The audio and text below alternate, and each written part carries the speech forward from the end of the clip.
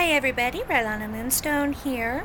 I had some things I wanted to share with you today, and so I'm using my flip camera outside. I don't have a tripod, so I apologize for any shakiness. And if you're watching this on YouTube, that means yay, I figured it out. So the first thing I wanted to show you was my garden. We started a new one our first this year, and my dad is also helping us out a bit. So I'll show you some stuff in my garden. Okay, first, try and do this without giving you whiplash. We've got onions here. We've got onions all along here. Now, that green stuff that's growing is some kind of grass or clover. I'm not entirely sure. It wasn't there when I did the soil. And then we had a rainstorm which soaked the ground for a good long while. And the next day it magically appeared. And I don't see as how I can get rid of them without hurting the onions. So I'm just letting them grow. And over here we have a couple of my dad's tomato plants. I consider these him and some other ones mine. There's one. And there. So they look like they're doing really well. They haven't blossomed any of their flowers yet, but they look like they're healthy. And there's an onion right there in that box that actually grew out of our compost pile. So we planted it.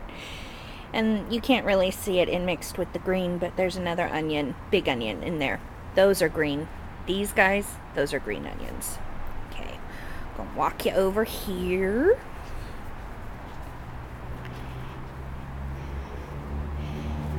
Okay, I'm not sure what those are, but I think they're pretty, so I'm letting them grow. I don't know if they'll produce flowers or not. Honestly, I planted them a couple of years ago, but I don't have the seed packet. I have no idea what they are. And they just started flourishing all of a sudden, so I'm letting them be. And right over here, my pride and joy, I'm so excited. Those that look so healthy are potatoes. And I love potatoes, so I'm looking forward to that. And then we've got two more tomato plants that look like they are doing rather well. And then we've got more potatoes over here. I don't think you can see in the shade. I'm not sure, but 1, 2, and then there is supposed to be one there, but it hasn't. Oh, look at that.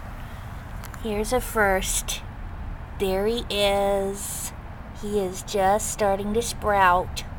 Oh, how cool. I was wondering if he would.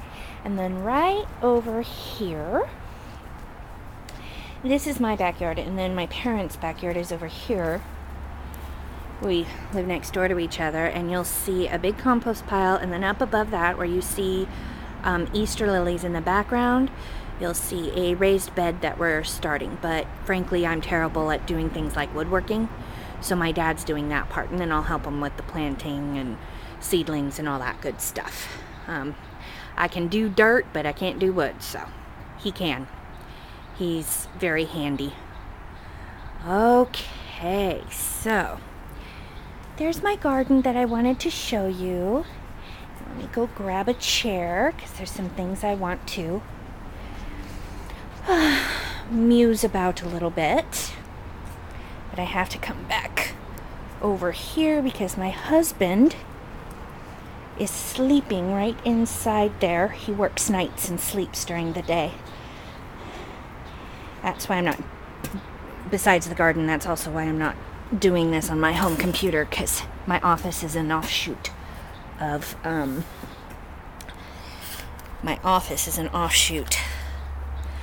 bedroom. So hopefully, wait, you know what? I bet this is way zoomed in. Hold on.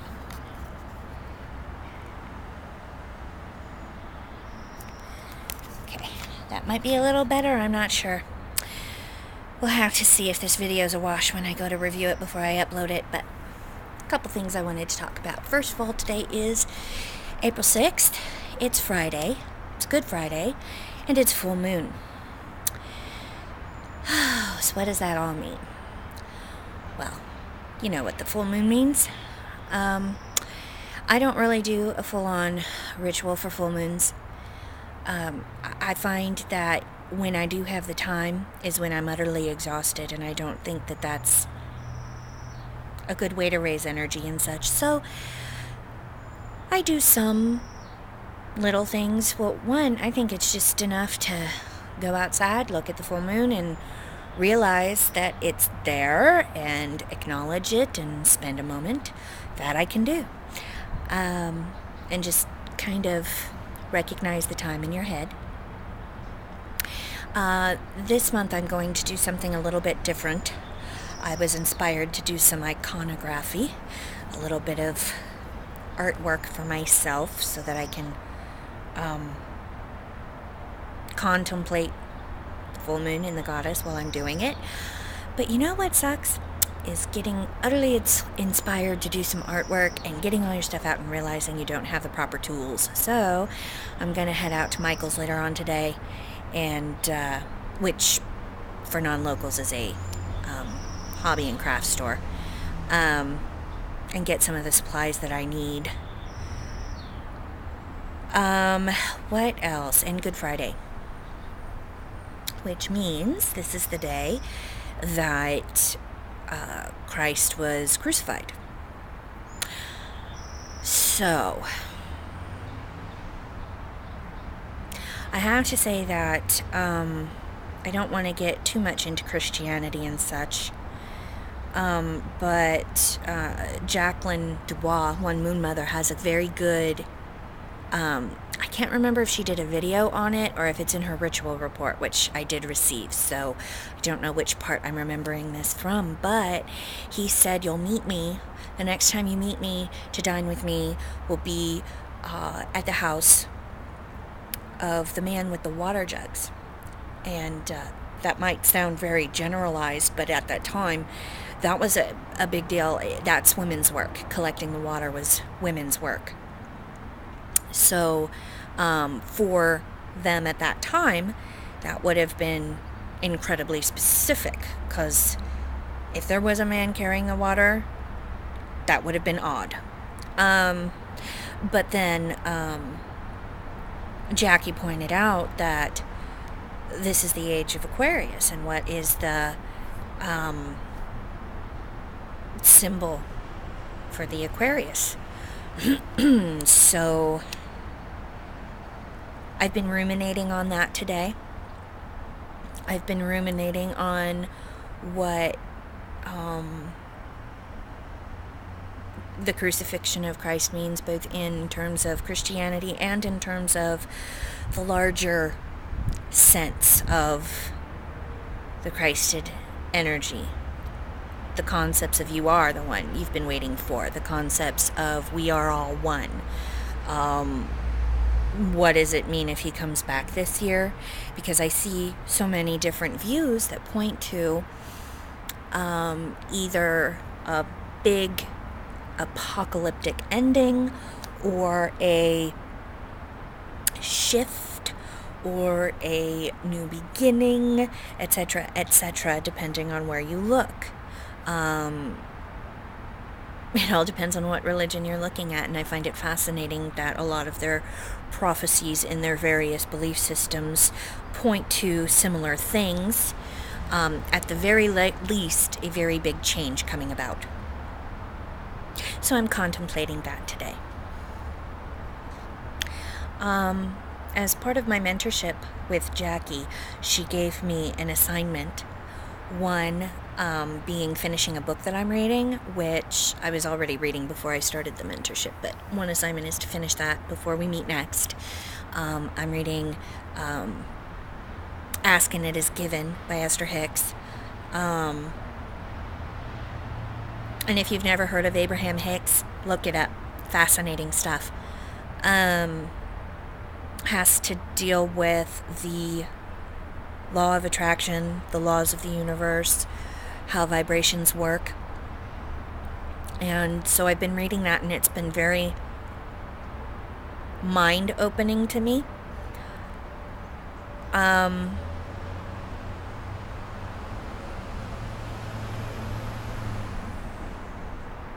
so look it up if you're not into or don't know about, I should say, the law of attraction and the various laws of vibrations within the universe, and your part in that. And I'm finding that the one thing that has always been a problem for me is the words being asking to relieve something that I don't have instead of asking for something that I do want, and focusing on that. And I have trouble with the wording and I have trouble with that, but one thing that's helped me a lot is what they called, oh goodness, the emotional guidance system. That's what it is. And instead of trying to concentrate so much on the wording, concentrate on how whatever you're thinking makes you feel. If it's a negative emotion that makes you upset or frustrated or anxious or angry, then that's not the vibration you want. So how can you change that to thinking on something that does make you feel the way you want to feel? And that's helped tremendously since I'm not concentrating on the words. And the other thing that Jackie has assigned to me, is I am to do some kind of rendering, artistic rendering, of the Zero card, the Fool in the tarot deck. I have a Rider-Waite deck. And so I have not started on that. I pulled the card and have it sitting on my desk where I see it constantly so that I can just sort of ruminate and think on it and such. I'm fairly new to the tarot, but have a draw to the tarot. So I'm just letting that card sit on my desk. And I've had a couple things come to me already, without looking at the little booklets or anything. One being the goddess and the god show up in the card. God being the sun shining, and the Fool is holding a rose, which, for me, personally, represents Mary Magdalene, who is my patron goddess. I understand the concepts of us all being one, but I do honor the god and goddess duality and the god and goddess concept, and for me, that's Jesus and Mary Magdalene, and that shows up on the Fool card, in the sun and the white rose that he is holding in his hand. Those are the two concrete concepts I'm seeing in the card. And the little dog who's sort of guiding him. I can't decide if he's guiding him or warning him. Not yet, anyway. So that's all. I just wanted to touch base, give you a little update on what my ruminations and thinkings about are, show you a little bit of my garden, and I hope that you have a wonderful day and a wonderful weekend if it's a holiday for you. And I will see you next time. Blessings.